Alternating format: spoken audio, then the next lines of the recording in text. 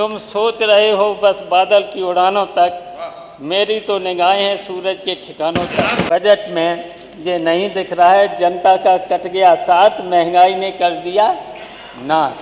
इतना बड़ा बजट और इतना बड़ा बजट, मैं तो यहाँ पर ये भी कहना चाहता हूँ, इस सरकार ने जनता पर तमाम टैक्स लगा करके और यहाँ तक कि जो गरीब है, मध्यम वर्ग के लोग हैं, यहाँ तक कि मजदूरी करने वाले लोग हैं, जिनको 5-5 हज़ार, 6-6 हज़ार, 7-7 हज़ार रुपया मिलता है,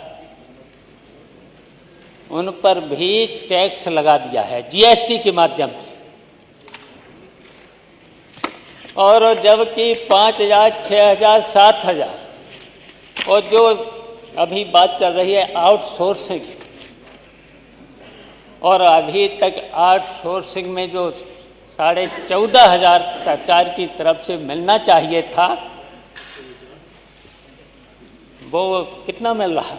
8,000, 8,500। तो सरकार ने उनकी तरफ ध्यान क्यों नहीं रखा? अच्छा ये बताइए, 8,500 में वैसे तो 14,500 उनको मिलना चाहिए था, 14,500 की जगह 8,500, और 8,500 में हम पूछना चाहते हैं क्या उसका परिवार चल सकता है? बिजली का बिल कितना आता है? बिजली के साथ साथ अगर 2 बच्चों को पढ़ाना है, अगर 2 बच्चों को पढ़ाना है, स्कूल भेजना है, तो उसमें भी फीस लगे। और ये सरकार कह रही कि मैंने सबका ध्यान रखा, और यहाँ तक कि कहा है बहुत बार, कई बार इन्होंने कहा है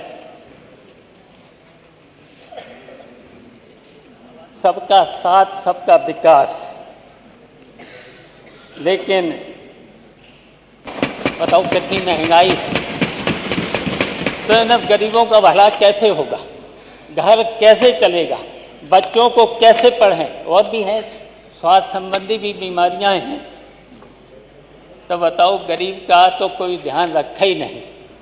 और यहाँ तक कि किसानों की बहुत उपेक्षा, किसानों की कितनी उपेक्षा, और किसानों के साथ साथ पिछड़े वर्ग के लोगों की उपेक्षा, दलितों की उपेक्षा, अल्पसंख्यकों की उपेक्षा। इस सरकार ने कितने लोगों की उपेक्षा की है? तो हम कहना चाहते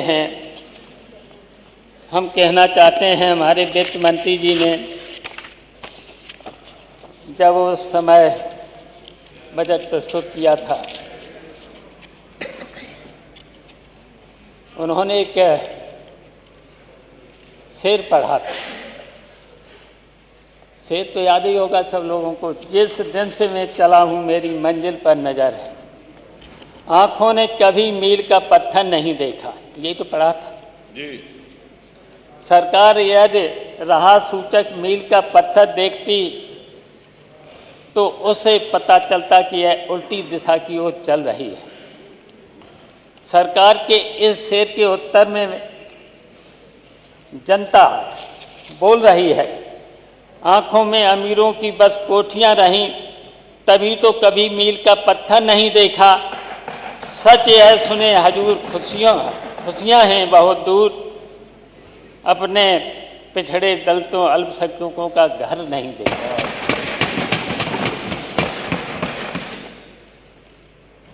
मान्यवर अधिष्ठाता महोदय, बहुत सी समस्याएं हैं बजट में। जनता के सामने बहुत सी योजनाएं थी, सिंचाई विभाग की बहुत सी योजनाएं थी।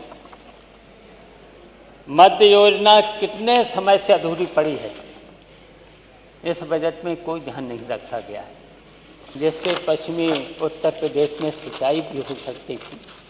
करीब करीब 30-35 साल हो गए हैं। डैम भी बन गया है। अब किसानों की सिंचाई के लिए इस बजट में रख देना चाहिए था। बाढ़ सागर योजना हमने पूरी कर दी थी। अब पता लगा लीजिएगा, मिर्ज़ापुर और पूर्वांचल में पानी उस तरीके का नहीं जाता, उसमें भी व्यवस्था कर देते। जहाँ जहाँ अधूरी योजना है उसे पूरा करा देते। कन्हर योजना अभी तक अधूरी पड़ी हुई है, बहुत पुरानी है। इसी तरीके से पूर्वांचल में सरयू परियोजना से 8 जिले पूर्वांचल के सिंचाई में थे। उद्घाटन भी हो गया। 95% तो मैंने ही पूरा करा दिया था, लेकिन उसका उद्घाटन हो गया, लेकिन अभी तक पानी नहीं जा रहा है। बुंदेलखंड में जलाशय डैम मैंने कई बनवा दिए थे।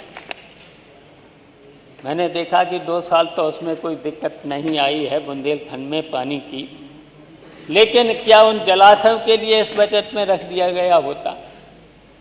तो इसलिए मैंने कहा किसानों की चिंता नहीं है, गरीबों की चिंता नहीं है।